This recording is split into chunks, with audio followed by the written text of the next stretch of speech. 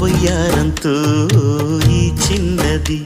లాగిందో ఎందరిని నిలబడనీక ఎన్నో వంపులతో పొంగినది తనే మదిని ముంచిందో ఎవరికి ఎరుక తొలి పరిచయం ఒక తీయని కలగా నిలిపిన హృదయమే సాక్షిగా ప్రతి జ్ఞాపకం దీవించదా చెలి జీవితం వెలిగించగా